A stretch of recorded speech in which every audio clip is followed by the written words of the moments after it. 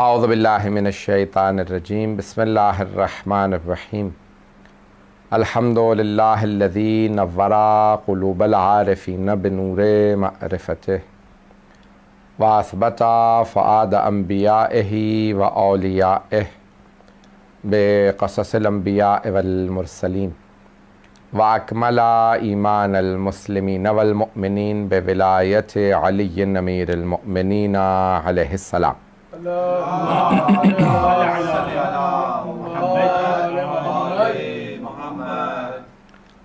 वस्सलातु वस्सलाम व तहिय्यतु वल इकराम अला अफ़ज़लिल मौजूदात अल अब्दिल मुअय्यद वर रसूलिल मुसद्दद अल मुस्तफ़ल अमजद अल महमूदिल अहमद आनी अबुल क़ासिम मुहम्मद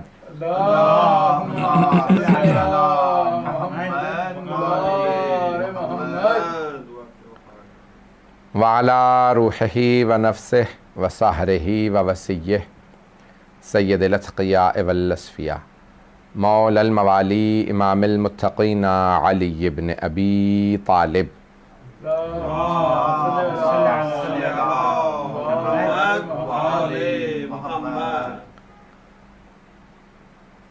व अला औसियाइही ला सिय्यमा बक़िय्यतिल्लाहि फ़िल अर्ज़ीन रूही व अरवाहुल आलमीन लितुराबि मक़दमिहिल फ़िदा वल्लअनतुद दाइमतु अला अअदाइहिम अजमईन मिनल आन इला क़ियाम यौमिद्दीन।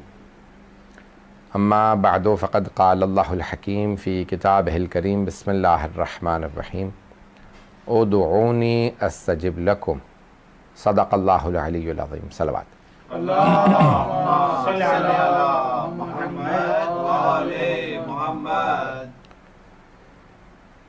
दुआ के उन्वान से आपकी खिदमत में ये मजालिस जारी हैं।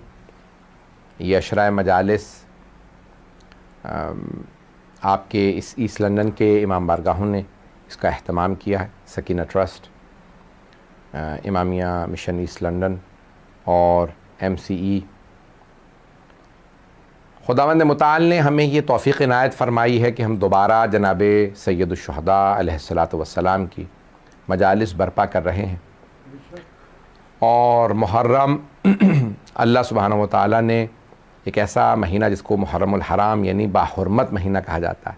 हराम से मुराद यानी बाहुरमत, जिसकी हुर्मत और एहतराम बहुत ज़्यादा।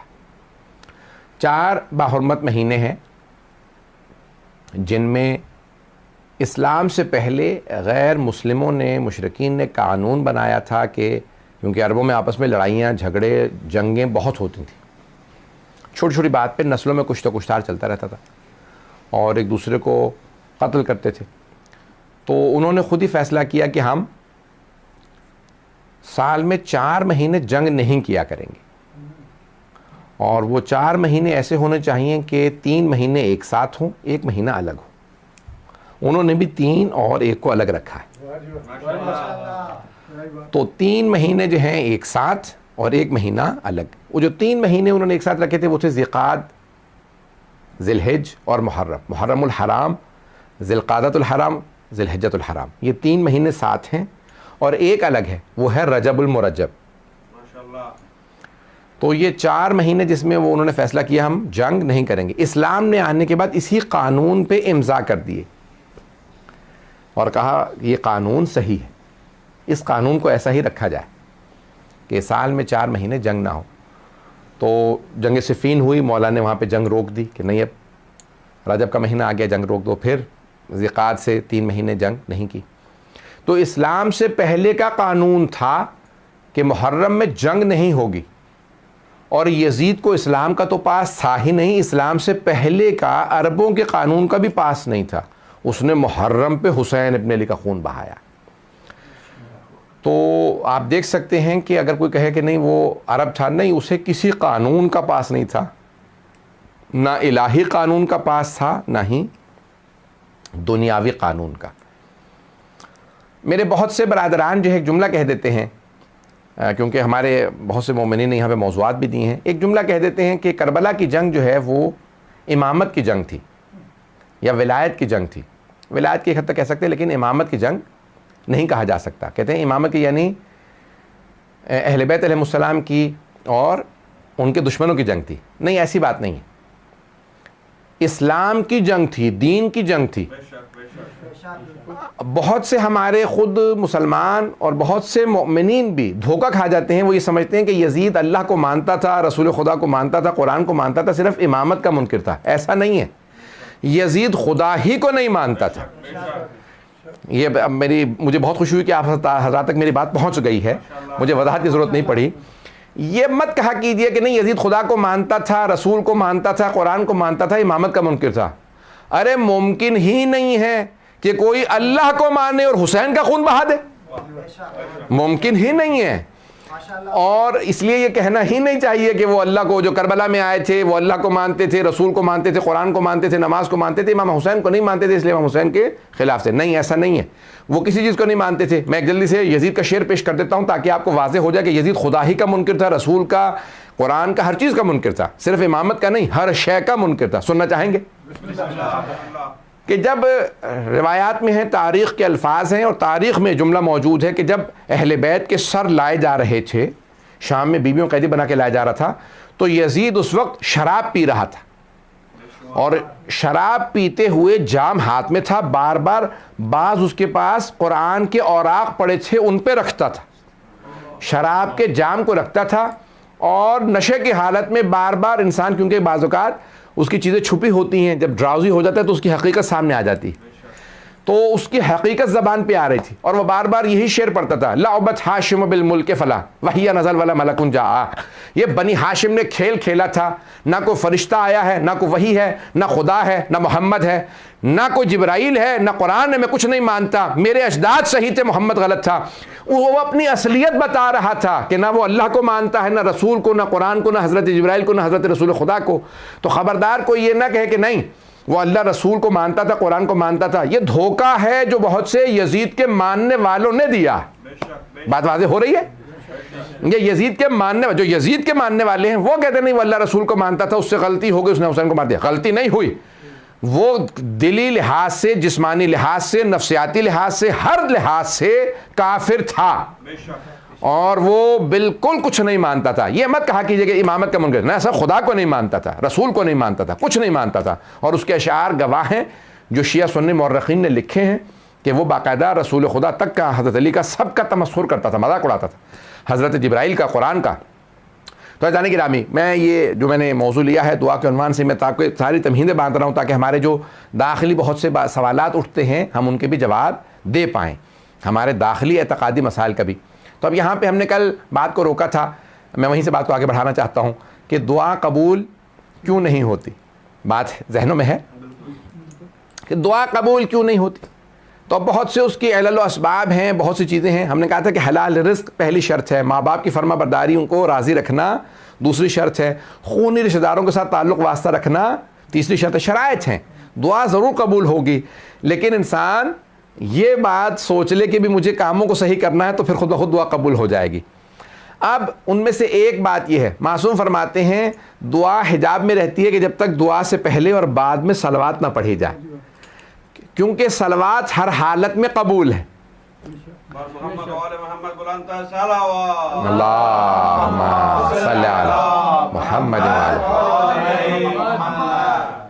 सलवात जो है वो हर हालत में कबूल है। और दलील क्या है हर हालत में कबूल है? ये आयत, इन्नल्लाहा व मलाइकतहु युसल्लूना अलन नबी या अय्युहल्लज़ीना आमनू सल्लु अलैहि व सल्लिमू तस्लीमा। अल्लाहुम्मा सल्लि अला मुहम्मद व अला, कि बेशक कि अल्लाह और उसके मलाइका नबी और उनकी आल पे, यानी नबी पे दुरूद और सलाम भेजते हैं। ए ईमान वालो तुम भी दुरूद और सलाम भेजा करो। तो जिस काम में अल्लाह कह रहा है कि अल्लाह भेजता है वो काम रद्द नहीं होता।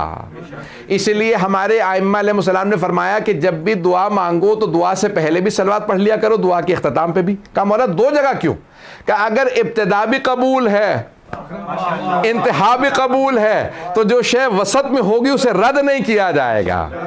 तो इसलिए दुआ की कबूलियत के लिए सलवात एक शर्त है। और बहरहाल बहुत सी शराइत हैं, बहुत से हमारे दुआएं कबूल नहीं होती, बाज़ औक़ात मसलहत नहीं होती। मैं एक वाक़या जल्दी से पेश कर दूँ, ये मशहूर और मारूफ वाक़या है, मैं इसको पहले पढ़ चुका हूँ किसी मकाम पे। मरहूम अल्लामा अमीनी, शेख अब्दुल हुसैन अमीनी साहिब अल-गदीर, जिन्होंने किताब लिखी है अल-गदीर, गदीर खुम के वाक़े को उन्होंने साबित किया है। 20 जिल्दों में किताब लिखी है अल-गदीर फिल किताब व सुन्नत वल अदब। 11 जिल्दें छपी हैं, लेकिन उन्होंने 20 जिल्दें लिखी हैं। 9 जिल्दें नहीं छपी थी, उनके बेटा कहता है कि वो छोटे कागज़ पे थी और वो बड़े बक्सों में रखी थी, तो उनके बेटे वगैरह सब नजफ़ में छोड़ के आ गए, क्योंकि उनकी ख़बर वहीं है, उनकी लाइब्रेरी वहीं थी। सद्दाम ने जब निकाला कि भाई तुम लोग ईरानी हो, निकल जाओ, तो वो वहाँ पर छुपा के आ गए कि हम जब ज़िंदगी मोहलत मिली तो हम दोबारा जाके छपा देंगे। अब उस पर काम हो रहा है, देखिए अल्लाह करे छप जाए। अल-गदीर फिल किताब यानी किताबुल्लाह व सुन्नत वल अदब। गदीर अल्लाह की किताब में, सुन्नत नबवी में, और अदब यानी शुअरा के कलाम में। तो 3 चीज़ों के ऊपर मुश्तमिल उन्होंने पूरी किताब 20 जिल्दों पे लिखी है। और सबसे बड़ा कमाल उनकी किताब का ये है कि उन्होंने तमाम अहादीस अल-गदीर की जो साबित की हैं कि गदीर खुम में कुछ हुआ है, तमाम अहादीस अहले सुन्नत की किताबों से जमा की हैं। कहना बड़ा आसान है, कहना बड़ा आसान। भाई शियों का मौजू है गदीर, भाई शिया मजहब की बुनियाद है गदीर। भाई 2 चीज़ें हमारी बुनियाद है, शियों की पहचान है 2 चीज़ें, गदीर खुम और मैदान करबला। शियों की पहचान है गदीर। भाई एक होता है ना परिंदा, उसके 2 पर होते हैं, परिंदा जब तक दोनों पर ना हो उड़ नहीं सकता। तो शियों के 2 परों का नाम गदीर और करबला है।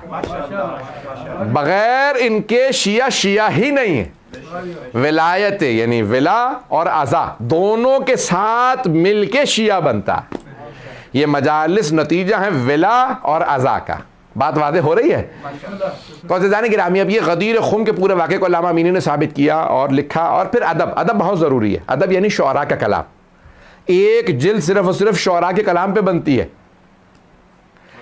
5 है सनाअत मंतिक की रूह से, बुरहान, उसके बाद फिर शायरी, और फिर मुजादला और मनाजरा, यानी उसको मनाजरे को मुजादला भी कहा जाता है, और मुगालता, तो ये बाकायदा बहसें की गई हैं, और खिताबत। ये 5 हैं अरकान हैं सनाअत जिन्हें कहा जाता है। उनमें से एक शायरी है। शायरी की जो अगर आप मंतिक में जाके पढ़ें तो वो कहते हैं कि उसका पूरा बेस करता है तखय्युल पे, ख्याल पे। ऐसा है या नहीं है? शायरी सारी ख्याल पे बेस करती है।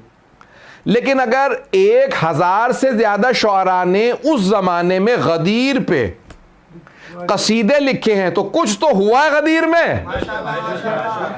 ये सारे शुअरा तखय्युल में तो गदीर पे नहीं लिख रहे हैं, इसका मतलब है गदीर में हुआ कुछ है।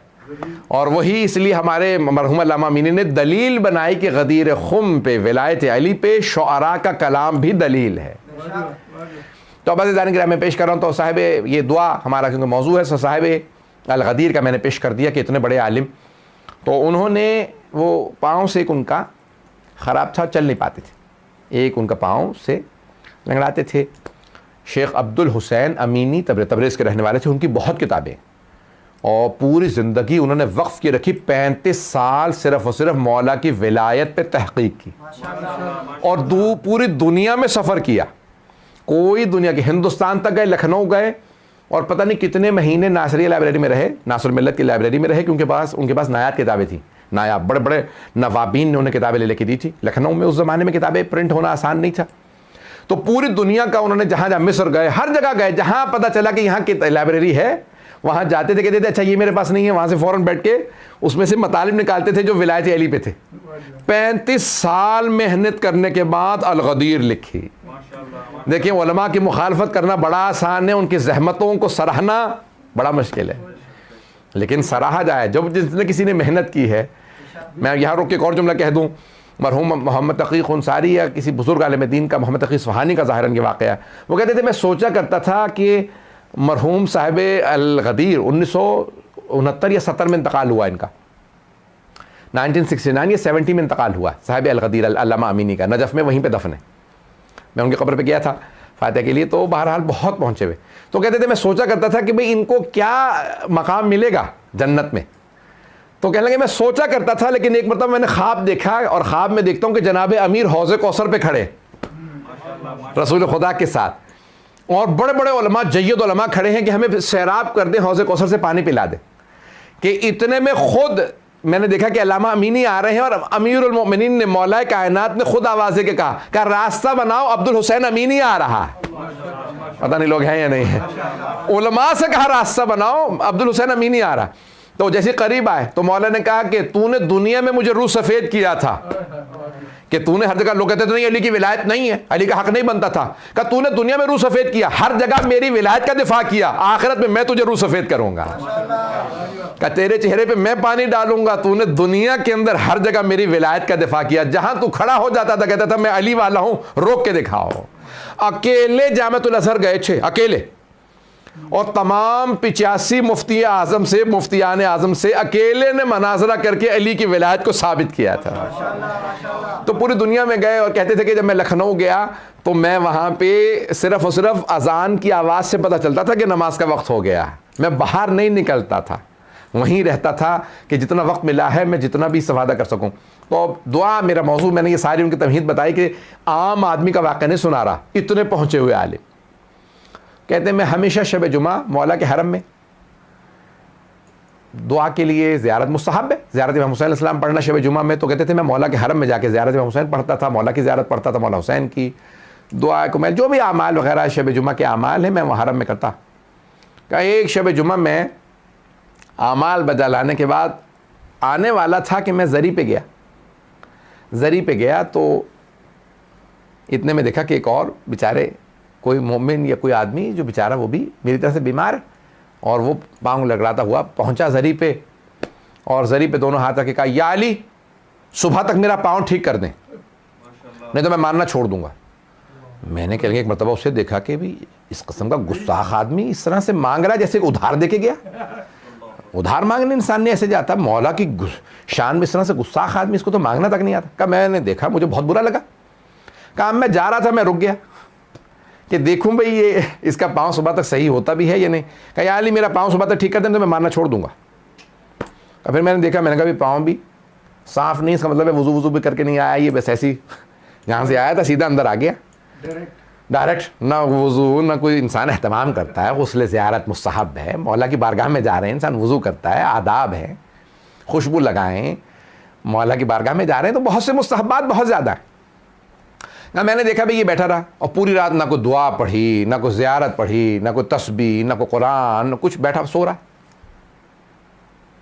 मैं कुरान लेके बैठा रहा, देखता रहा कि क्या करता है ये, क्या कुछ भी नहीं, पता ही नहीं, उसे आदाब ही नहीं मालूम। रात बैठा रहा वहाँ पे, टेक लगा के बैठा रहा, सोता रहा। क्या मुझे बहुत ताज्जुब हुआ कि कैसे कैसे लोग हैं। कहा सुबह उसने जैसी अजान हुई तो फ़ौरन उठा के वो अजान हो गई, इसका मतलब है सुबह हो गई। फ़ौरन उठा, चल के देखा मेरा पाँव ठीक हुआ या नहीं हुआ। क्या जैसे ही चला तो देखा पाँव उसका ठीक हो चुका था।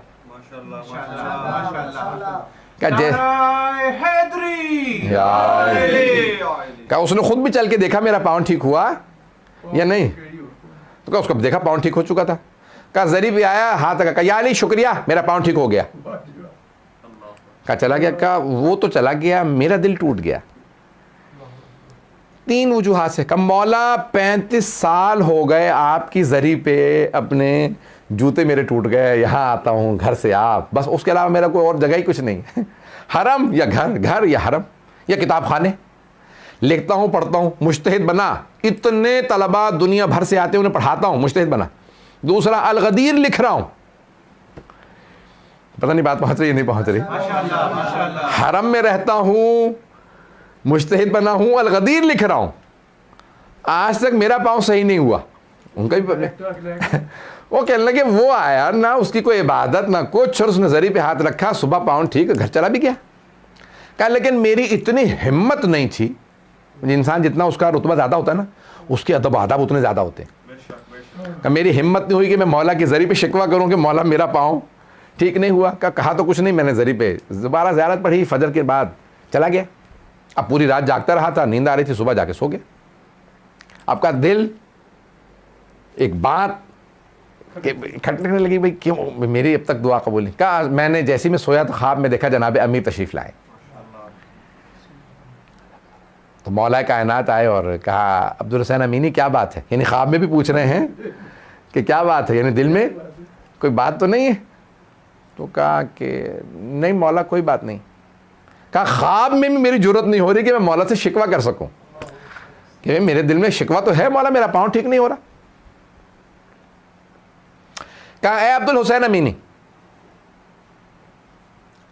उसने मुझे चैलेंज किया था सुबह तक पाँव ठीक कर दे, मारना छोड़ दूंगा। कहा उस बेचारे का इतना ही ईमान था, अगर पाँव ठीक ना होता तो उसका ईमान चला जाता। पता नहीं बात पहुंची या नहीं पहुंची। कहा उस बेचारे का ईमान इतना ही था, अगर पाँव उसका ठीक ना होता, वो कहता या अली मेरा पाँव ठीक नहीं, मैं क्यों मानूं आपको। तो मैंने उसका पाँव इसलिए ठीक कर दिया। अब आप बहुत से हमारे शिया अक्सर कहते मौलाना हमारे मोहल्ले के अक्सर अहले सुन्नत आते हैं, मन्नतें उठाते हैं, उन सबकी मन्नतें पूरी हो जाती हैं, हमारी मन्नतें वहीं की वहीं। ओ भाई वो जितने भी आते हैं वो आते ही सिर्फ मन्नतों के लिए हैं। पता नहीं लोग हैं या नहीं है। मैं जुमला पेश करूंगा, गौर से सुनिएगा, मुझे सारे मजमे की तवज्जो चाहिए। कि दुआ मौजू है, मैं इब्तदाई मजालिस है, मुझे आज ये एक मौजू इसको गहराई में लेके जाना है, तो इसलिए पेश कर रहा हूँ। तो अब अल्लामा अमीनी कहते हैं कि मौला ने ख्वाब में मुझसे कहा कि अब्दुल हुसैन अमीनी, उसका ईमान बस इतना ही था, उसने मुझसे कहा मेरा पाँव ठीक कर दे, मानना छोड़ दूंगा। ए अब्दुल हुसैन अमीनी, पहली बात, जहां तक तुम्हारे इज्तिहाद का ताल्लुक है तो उसका सवाब बहुत ज़्यादा आखिरत में मिलेगा। जहां तक तुम्हारे पाँव का ताल्लुक है, अगर तुम्हें पता चल जाए कि इस बीमारी या परेशानी का आखिरत में बदल क्या है, तुम कभी भी सेहत की दुआ ही ना मांगो। और तीसरे, अगर तुम मुझसे कह भी दो ना कि मैं या अली मैं मानना छोड़ दूंगा, मेरा पाँव ठीक कर दें, तब भी ठीक नहीं करूंगा। और जहां तक अल-गदीर का ताल्लुक है तो मेरा हक है कि तुम लिखो। पता नहीं लोग पहुंचे या नहीं पहुंचे। मेरा हक है, मैंने तुम्हें इतना दिया, इतना अता किया, मेरी विलायत तुम्हारे पास है। पता नहीं लोग हैं या नहीं है। तुम इतने काबिल हो, औरों में सलाहियत ही नहीं कि मेरी विलायत का दिफा कर सकें। हर एक में तो सलाहियत नहीं कि अल-गदीर लिख सके, तुम में सलाहियत है, मेरा हक है कि तुम लिखो। अगर आप में से कोई कहता मैंने इमाम बारगाह बना दिया, तो कई पे मौला कहेंगे मेरा हक था कि तू बनाता।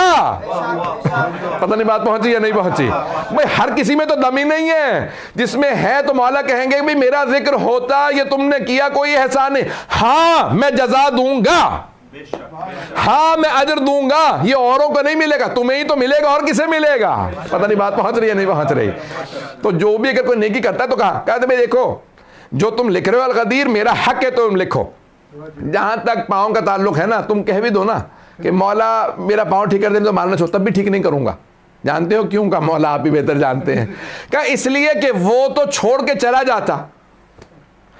तुम अगर कहोगे भी ना कि या अली मानना छोड़ दूंगा, मेरा पाँव ठीक कर दे, तब भी नहीं ठीक करूंगा, क्योंकि मुझे पता है तुम जाओगे तो जाओगे कहां। सुबह नाराज होके जाओगे, शाम को आके फिर मेरे जरिए पे रोगे मौला माफ कर दीजिए। पता नहीं लोग पहुंच रहे नहीं पहुंच रहे। अब समझ में आया ये औरों की क्यों मन्नतें उठ के पूरी हो जाती हैं, आपकी क्यों पूरी नहीं होती। क्योंकि मौला जानते हैं ये जाएंगे तो जाएंगे कहां, ये मेरे हैं। तो जाने गिरामी, इसलिए बहुत सी बारीकियां होती हैं हमें समझ नहीं आ रही होती, तो इन बारीकियों को समझना बहुत ज़रूरी है। कई मर्तबा मसलहत नहीं होती, आपके लिए अजर सवाब आखिरत में रखा होता है।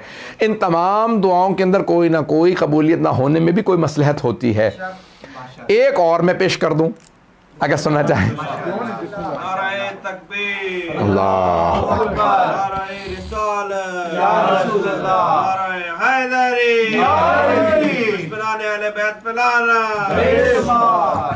बस भाई आपकी मोहब्बतों की नज़र कर रहा हूँ कि जिस अंदाज से आप सुन रहे हैं, मैं जानता हूँ मजमा कम है, लेकिन जिस अंदाज से सुन रहे हैं वैसे सुनते रहे, मैं भी पढ़ता रहूँगा। तो अज़ान गिरामी, अब एक चौथे इमाम से पूछा किसी ने कि मौला हमारी दुआएं कबूल नहीं होती, और बहुत से गुनाहगार लोग हैं उनकी फ़ौरन पूरी हो जाती हैं। हम मजलिसों में भी मिसाल के तौर पे आगे आगे बहुत से लोग हैं, मौलाना मैं तो हर मजलिस में भी आता हूँ, मैं हर मिलाद में भी आता हूँ, नमाज भी नहीं छोड़ता, उसके बावजूद मेरी तो दुआ कबूल नहीं हो रही हैं। तो मैंने उनको यही सुनाया, मैंने कहा चौथे इमाम से किसी ने कहा मौला मैं तो बहुत कोशिश करता हूँ गुनाह भी ना करूँ, नेकियां भी करता हूँ, और कई गुनाहगार ऐसी शक्लें देखता हूँ कि बहुत गुनाहगार हैं, उनकी दुआ कबूल हो जाती।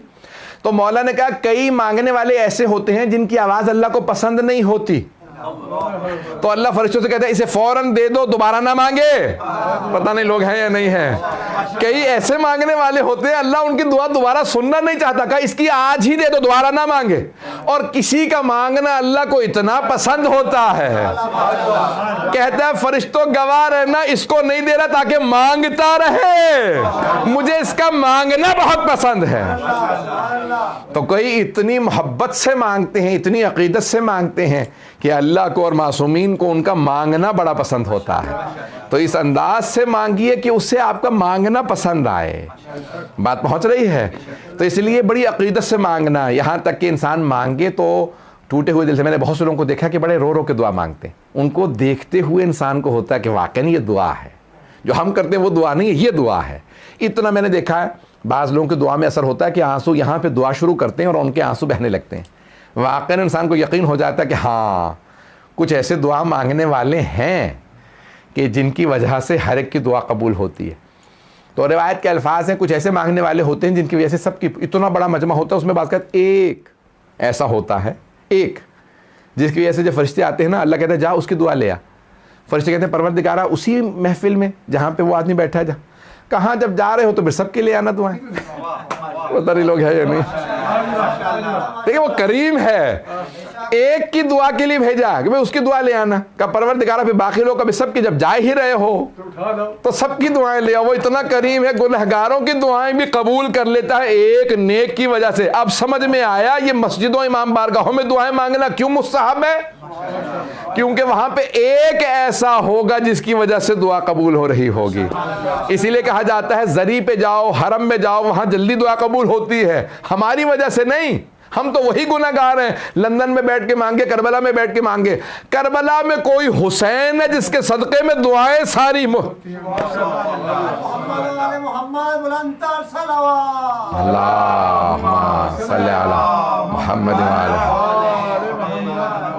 बात पहुंच रही है जाने की राह। तो अब दुआएं, मैं एक जुमला हमेशा कहा करता हूं और ये सोशल मीडिया पे भी चल भी रहा था पिछले दिनों, मुझे किसी ने फॉरवर्ड किया। तो ये दुआ मुझे अजीब और गरीब, बहुत से लोग कहते हैं भाई जब मेरे पास पैसा होगा तो मैं ज़ियारतों पे जाऊंगा, मौलाना अभी मेरे हालात ख़राब हैं। बहुत से कहते हैं भाई मैं आजकल बीमार हूं, जब सेहत होगी तो करबला जाऊंगा। हालात इराक़ के बड़े ख़राब हैं, जंगें हो रही हैं, दाइश के हमले हैं, जब हालात बेहतर हो जाएंगे तो करबला जाऊंगा। जब घर के हालात बेहतर होंगे तो करबला जाऊंगा। जब ज़रा हमारे हुकूमत के हालात बेहतर हो जाएंगे तो करबला जाऊंगा। तो मैं हमेशा कहता हूं कि नहीं, बीमारी में जाओ, सेहत वहां से लेके आओ। मुफलिसी में जाओ, दौलत वहां से लेके आओ। खराब हालात में जाओ, वहां से हालात को बेहतर करवा के आओ। ऐसे जाने गिरामी, मोहम्मद वाले मोहम्मद ही के यहाँ से सारी दुआएं मिलनी हैं। तो इंसान ये ना सोचे कि भाई जब अच्छे हो जाएंगे तो जाऊंगा, नहीं, बुरे हालात में भी जाइए ताकि वहां से बेहतर होकर वापस आएँ। ऐसे जाने गिरामी, ये इंसान की तमाम कैफियत होती हैं। तो बाज़ औक़ात बहुत से ऐसे गुनहगार होते हैं, उनको दुआ कबूल करने के बाद अपना भी बनाया जाता है। मैं एक सिर्फ वाक़या पेश करना चाहता हूँ। बहुत बुज़ुर्ग आलिम दीन ने अब से 20-25 साल पहले, 24-25 साल पहले की बात है, मशहद मुक़द्दस में वाक़े को पेश किया कि एक बहुत बड़ा यानी मशहूर डाकू था। डाकू तो समझते सब लोग, रॉबर। तो कहा कि वो ये भी नहीं परवाह करता था कि ये ज़ायरीन है, ज़ायरीन को भी लूट लेता था। आपको पता ना, कई लोग होते हैं कि यार चलो यार ये ज़ायर है, कहते हैं आप ज़ियारत पे जा रहे हैं, चलो आपको नहीं लूटता, चले जाओ। ऐसे होते हैं, मैंने देखा कि उनके भी कोई हद हुदूद होती है ना, बुरे लोगों के भी कुछ ना कुछ उसूल होते हैं। तो उसने कहा भी मैं हूँ तो डाकू, लेकिन ज़ायरीन को नहीं लूटता। वो ऐसा डाकू था जो ज़ायरीन को भी लूट लेता था। अब एक कुछ ज़ायरीन को लूट रहा था, तो उसने कहा, ज़ायर ने कहा कि मैंने तुम्हारी शक्ल देख के याद आया, मैंने ख्वाब देखा इमाम रज़ा अलैहिस्सलाम को, उन्होंने तुम्हें बुलाया। तो उसने कहा कि तुम इसलिए मुझसे ऐसी बातें कर रहे हो ताकि मैं तुम्हें ना लूटूं। उसने कहा मुझे तुमसे क्या, पैसे तुम रख लो, ये जो मेरे पास था, लेकिन मैंने इस तरह से ख्वाब देखा। तो अब वो था लुटेरा था, लेकिन अहले बैत का मानने वाला। अचानक किसी आलिम दीन ने भी कहा भी तुम्हारे मुतालिक इस तरह से ख्वाब देखा कि मौला रज़ा ने कहा कि इससे कहो ये मेरी ज़ियारत पे क्यों नहीं आता। उसने कहा कि मौला को तो धोखा नहीं होता, उन्हें बता तो देते मैं डाकू हूं, किस मुंह से जाऊं। अल्लाह अकबर। देखिए था डाकू, लेकिन इस बात का एहसास था मैं बुरा हूं, मुझे पाक के पास नहीं जाना चाहिए। अल्लाह, पता नहीं बात वाज़ेह हो रही है नहीं हो रही। यानी इतना गुनहगार था, लेकिन उस गुनाह के बावजूद उसके अंदर इतना अदब था कि नहीं, मैं गुनहगार हूं, नापाक हूं, मेरा किरदार नापाक है, मैं उन पाक हस्तियों के पास ना जाऊं। अब उसे जब 2-3 लोगों ने एक ही पैगाम दिया कि इमाम रज़ा हमारे ख्वाब में कहते हैं, इससे कहो ये मेरी ज़ियारत पे क्यों नहीं आता, एक दिन बैठ के रोने लगा। अपने घर वालों से कहा कि भी मैं हूँ तो डाकू, लेकिन मुझे बार बार इमाम रज़ा अलैहिस्सलाम का पैगाम आ रहा है, जाऊँ तो किस मुँह से जाऊँ, जाते में मुझे शर्म आती है, मैं तो लगता है कि मैं हार्ट अटैक होकर मर जाऊंगा, मेरा दिल बंद हो जाएगा कि मैं किस मुंह से आया हूं इमाम की बारगाह में, मैं इतना बड़ा गुनहगार आदमी हूं, मैंने तो मौला के ज़ाहिर को भी नहीं छोड़ा कभी, मैं तो ज़ाहिरीन तक को लूट लेता हूं, तो और जाऊं किस मुंह से, और इमाम बुला रहे हैं, फिर अपने आप से कहता हूं कि मौला के तो बुलाने पर जा भी नहीं रहा, है डाकू लेकिन कम अज़ कम मानता है, अल्लाह अकबर, उनके बुलाने पर चला ही जा, तो अब क्या करूँ, रोने लगा। तो घर वालों ने कहा मुझे नहीं मालूम कि घर में वालिदैन थे, कौन था काम, उन्होंने कहा भाई जो भी हो, तूने डाकू अगर तूने डकैती नहीं भी छोड़नी, मौला की बात को तो रद्द ना कर, चला जा। अब उसने कहा कि ठीक है फिर मैं तौबा करके ही जाऊंगा, रोने लगा। अब जब रस्ते में जाने लगा तो फिर तड़पने लगा, कहा जाऊं तो किस मुंह से, मैं सामना कैसे करूंगा कि भाई मैं इतना बड़ा डाकू हूं, मैं किस मुंह से इमाम के जाऊं। पूरे रस्ते रोता रहा, फिर रुक गया, कहा नहीं मशहद में दाखिल होने का, फिर रुका, कहा नहीं जाता। फिर कहा कि मौला ने बुलाया किस मुंह से ना जाऊं, फिर हरम मशहद गया, हरम में बाहर रुका रहा, कहा मौला कैसे आऊं कि मैंने इतने गुनाह किए हैं, मैं आपसे मैं नजरें नहीं मिला सकता, मैं जरी को देख नहीं सकता, इन गुनहगार आंखों से जरी को कैसे देखूं। आया, एक मर्तबा उसने महसूस किया कि इमाम मुखातब है, कहा इसीलिए तो तुझे बुलाया है कि तू उन सारी बातों को छोड़ दे, तू हमारा है, जो हमारा होता है वो काम नहीं करता जिनमें तू पड़ गया है। उलमा कहते हैं उसके बाद उसने ऐसी तौबा की कि चोरी डकैती तो दूर की बात है, फिर हमने जिंदगी में उससे गुनाह ही नहीं देखा। अज़ीज़ाने गिरामी, बाज़-औक़ात इंसान गुनाहों की वजह से दूर होता है, एक दुआ की वजह से करीब हो जाता है। उससे पूछा कि कौन सा ऐसा काम था तू करीब हो गया, कहा था तो डाकू, एक ज़ायर ने मुझसे कहा कि तूने सब कुछ लूट लिया है, मेरी ज़ियारत अब नहीं हो सकेगी, तो मैंने उसके पैसे वापस कर दिए थे, ज़ियारत ना रुक जाए कहीं मेरी वजह से। एक ज़ायर को ज़ियारत पे जाने दिया, मौला ने कहा नहीं अभी गुंजाइश है, दिल पूरा काला नहीं हुआ, अभी सफेदी बाकी है। जहां थोड़ी भी सफेदी बाकी हो अहले बैत हिदायत दे के ले आते हैं, लेकिन शर्त यह है कि इंसान में पाक होने की गुंजाइश बाकी हो। जहां सलाहियत हो वहां पे पाकीज़गी आ जाती है, जहां सलाहियत ही खत्म हो जाए तो फिर वहां बाज़-औक़ात दरवाजे बंद हो जाते हैं। दरवाजे बंद ना होने दें, जब तक दरवाजे खुले हैं आले मोहम्मद अलैहिस्सलाम के, तब तक इंसान की तौबा कबूल होती है। अज़ीज़ाने गिरामी, ये हो सकती है इंसान कई मरतबा किसके दर पे जा रहा है, तो ये दुआओं की इस्तजाबत के मुख्तलिफ़ तरीक़े हैं। तो मैंने कहा कि बहुत से लोगों की दुआएं कबूल नहीं होती, लेकिन बहुत से गुनहगारों की दुआएं कबूल हो जाती। मैं 4 से 5 मिनट की ज़हमत दूंगा, उसके बाद फिर मसाइल। नाराए तकबीर, अल्लाहु अकबर, नाराए रिसालत, या रसूल अल्लाह, नाराए हैदरी, या अली, बुलंदतर सलवात, अल्लाहुम्मा सल्ली अला मुहम्मद व आले मुहम्मद वाजिल फरजहुम। बस मैं एक आखिरी पहलू को पेश करूँगा कि बाज़ औक़ात रिवायात में आया है कि 3 गुरोहों की वजह से दुआ कबूल होती है। ये 3 गुरोह पेश कर दूं और फिर मसाइल। भाई आप लोगों ने बहुत मोहब्बत से सुना इसलिए पेश कर रहा हूँ। 3 गुरोहों दस्तों की वजह से दुआ कबूल होती है। रिवायत के अल्फाज हैं कि अल्लाह सुब्हानहू व तआला कहता है कि जब मैं लोगों के गुनाहों को देखता हूँ ना, तो दिल करता है मैं अजाब भेज दूँ। मैं अपने अंदाज से पेश कर रहा हूँ। लोगों के गुनाहों को देख के अल्लाह कहता है मैं चाहता कि मैं अजाब भेज दूं, लेकिन जब मैं 3 गुरोहों को देखता हूं तो मैं सारे अजाब टाल देता हूं। 3 गुरोहों को, कौन कौन से 3 गुरोह? का जब मैं माँओं की गोदों में छोटे छोटे बच्चों को देखता हूं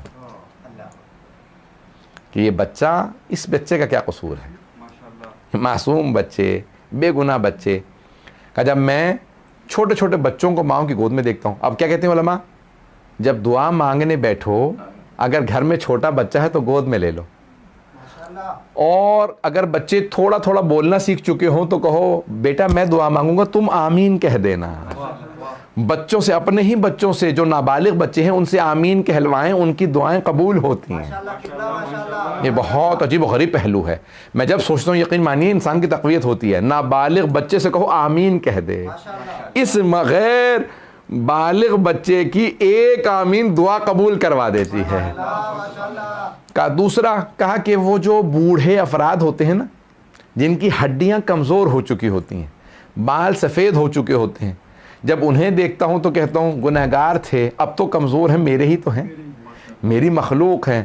कहा जब उन्हें देखता हूँ, घर में कहते हैं अगर एक माँ बाप में से बूढ़ा भी हो ना तो खुदा का शुक्र करते रहो, तुम्हें मालूम नहीं है जो कुछ नहीं कर सकते अब, जो अब कुछ नहीं कर सकते, उन बूढ़े वालिदैन की वजह से घरों में रहमतें आती रहती हैं, उनकी वजह से रहमतें आती रहती है। अरे इनके घर में बूढ़े आदमी हैं। और यहाँ तक रिवायत में शेख फ़ी अहलिही का नबी फ़ी उम्मते, एक बूढ़ा आदमी अपने घर में ऐसा है जैसे एक नबी अपनी उम्मत में। कितनी बड़ी हदीस है ये। मल्ला यहज़ुरुल फ़क़ीह में शेख सदूक ने लिखी है, अशेख फ़ी अहलिही का नबी फ़ी उम्मते, एक बूढ़ा आदमी अपने अहल खाना में ऐसा है जैसा एक नबी अपनी उम्मत में। बस भी मैंने तमाम किया। और तीसरा दस्ता कौन है? क्या 3 दस्ते जिनकी वजह से मैं दुआएं कबूल करता हूँ, छोटे बच्चे, बूढ़े अफराद, और कहा ज़मीन पे बैठे हुए हाथ फैलाए हुए मेरे बंदे जो दुआएं मांग रहे होते हैं, ये अरे मेरी ज़मीन पे बैठे हाथ फैला के दुआएं मांग रहे हैं। कहा जब मेरे बंदे मेरे सामने मांगते हैं ना तो मैं कहता हूँ अरे इन्होंने मुझसे मांगा है।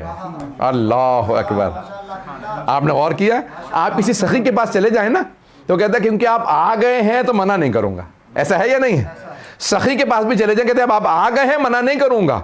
और वो जो सखावतें अता करता है, वो जो अता करने वाला है, वो जो सखी बनाने वाला है, वो जो जूदो सखा अता करने वाला है, अगर कोई उसकी बारगाह में मांगे ले, क्या वो जो हाथ फैलाए लोग बैठे होते हैं, जब उन्हें देखता हूँ तो कहता हूँ कि नहीं, अजाब नहीं भेजूँगा, ये मांगने वाले भी तो बैठे हैं। मैं इंशाल्लाह कल पेश करूँगा कि दुआओं की, ये जो आइम्मा अलैहिस्सलाम के पास दुआओं के अंदर अल्फाज हैं उसके क्या असरात हैं। तो अहले बैत अलैहिस्सलाम की बहुत सी दुआएं मैंने कल जहाँ मसाइब को रोका था वहीं से जारी रखूँगा कि जनाब सैयदुश्शुहदा ने जनाब अब्बास अलैहिस्सलाम से कहा, अब्बास ये फहरिस्त है, सबको बता दें कौन कौन करबला साथ जाएगा। सब तैयार हो गए। रिवायत के अल्फाज हैं, ऊँटों पे जो पानी लादा था वो अकेले जनाब अब्बास ने लादा था। इतना पानी था कि हज़रत हुर के पूरे लश्कर को पानी पिलाया, 1000 के लश्कर को पानी पिलाया, जानवरों को पानी पिलाया। तो इतना पानी था, अगर वो ख़त्म ना होता, करबला में प्यास ना होती। लेकिन हुसैन इतने सखी हैं का नहीं, दुश्मन की सवारी भी प्यासी ना रहे। हुसैन करीम है, बहुत अता करने वाले। चंद जुमले मसाइब के 5 से 7 मिनट की जहमत दूंगा। जनाब सैयदुश्शुहदा अलैहिस्सलातु वस्सलाम ने जनाब अब्बास अलैहिस्सलाम से कहा कि इन जवानों को बता दिया? हाँ बता दिया। सबको बता दिया? पानी? हाँ।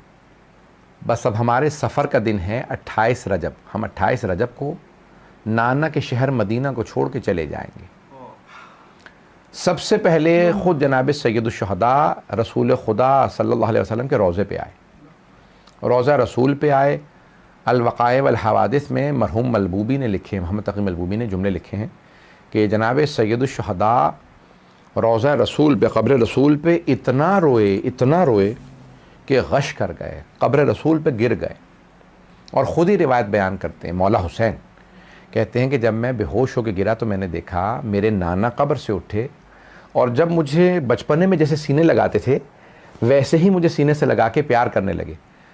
कहा कि मेरे लाल आप अनकरीब मेरे पास आ जाएंगे।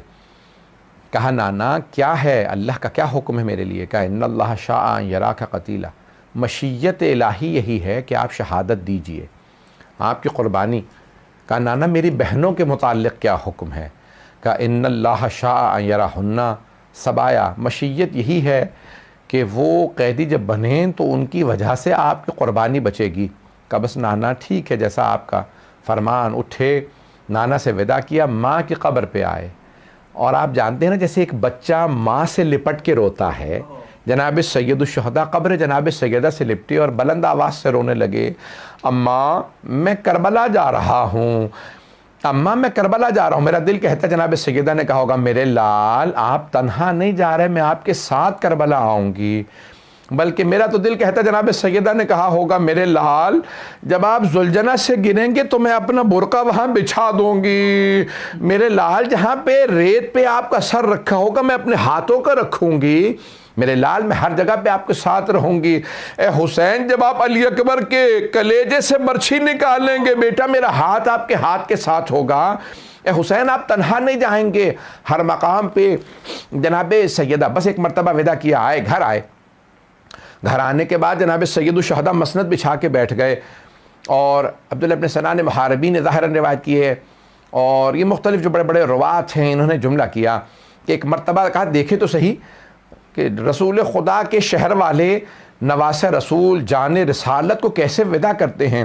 कहा मैं आया, मैंने आने के बाद देखा कि सारे के सारे ऊँटनियाँ नाका तैयार हैं, अम्मारियों पे पर्दे हैं, दीवा के पर्दे हैं, मखमल की चादरें हैं, महमिलें हैं, बहुत सजा रखी है। जनाब अब्बास ने सारी महमिलों को बहुत सजा, अली की बेटियां जा रही हैं ना तो जनाब अब्बास ने बहुत सजाया, महमिलों को सजाया, अम्मारियों को बहुत अहमियत के साथ सजाया, महमिल सजा दी, पर्दे का अहतमाम किया। एक मरतबा अंदर से आवाज़ आई, किसी कनीज़ ने आवाज़ दे के कहा कि भाई हसन मुश्तबा की बेवा आ रही हैं। जनाब सैयद शहदा ने आवाज़ कासिम अब्दुल्ला माँ को सवार कराओ। एक ने घुटना, क्योंकि ऊँटनी बिठा के भी सवार की जाए तो ख़ातून के लिए सवार होना आसान नहीं होता।